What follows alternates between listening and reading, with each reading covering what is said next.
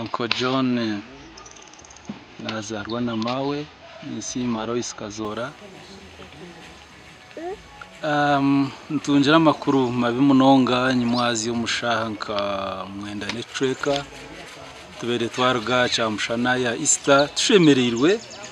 nyine n'abagenyi bwanyuma nukukura amakurago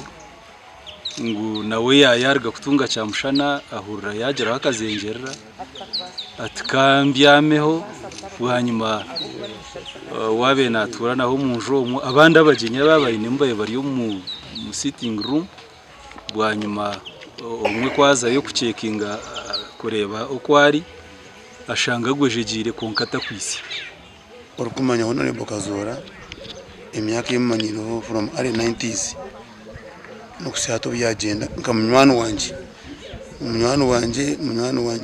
mbwenu nyowe okuzomu FDC ukuba kurozi na Dr. Kanochiza Besigi n'umucyaro w'Win kwikana kuzara abana banje mu dini nakazora mwini no kutambura kubona kuba escort wa Kanochiza Besigi kumara imyaka nk'ikumi plus ebyona nkabikohabwa Kazora ejya Kazora byo kumwegeraho tokabasana kubigamba ngo byahwayo konka ekinyoye na yegere armeja Kazora kandi kinakubire ninshaba ngo abandi bona bamwegereho no kuremera hanshonga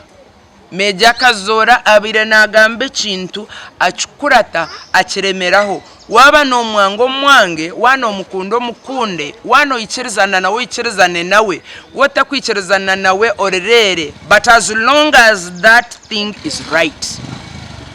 echo nichendugumaniye mwijukeraho nico mbire ne mukundira no bwabira rwire kobe no muhika kugira taza mureke gukora busha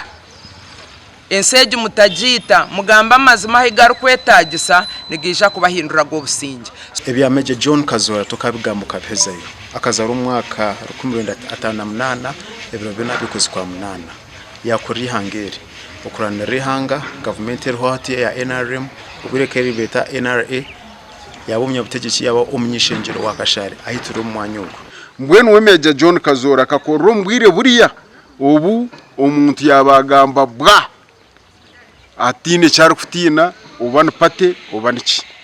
so ntumwesimisa ibirunje byakozere byona tukabimukopaho kandi nitwe notubyebembeza obutumwa bunkorekera abantu nubuha iwaryo ko mutezi wakaruru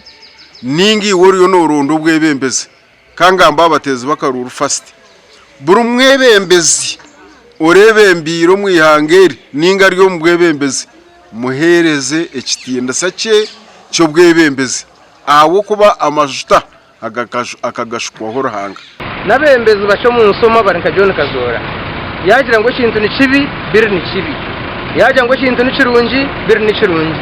yagira ngo kintu yacagira na cagira. My heart goes out to his family, his wife in particular, Honorable Naomi Kabasharira, who is still serving a member of parliament for Rushenyi constituency. And my heart goes out to the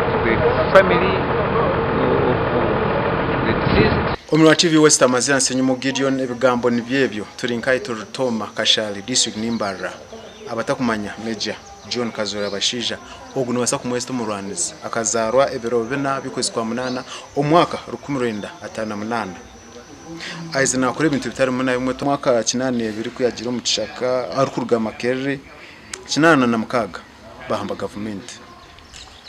yabaho district ubiro bakana bazita region yabaho district administration oba district abena ibemba district yambara chete burengerizo mbiro bakaba bagita western region we yabe administrator ko yagirokwe yaba political commissar uguno mushiganisa abasirikare na nebikwatina nibi butegeki omujinja ame school gije yakore ibintu bitari mu nabimo kwise we yatungira kira kenda kuzombwebembezi kuba MP umbiro bo musirikare okuzombwe kwatina politics bikabitangwe konkawe akashara mu komuntu haba mu obutakwatanisa umbiro babemeze babiri bariho nuko kushara mu konka akaba umunyishingiro wa Kashari. That means akaba umunyishingiro wa Kashari aba parliament ya mukagana ne yamushanje ebukirari yebo no kwano bitunga aha TV West aba TV West nasiganise Nyumo Gideon omurimbara district.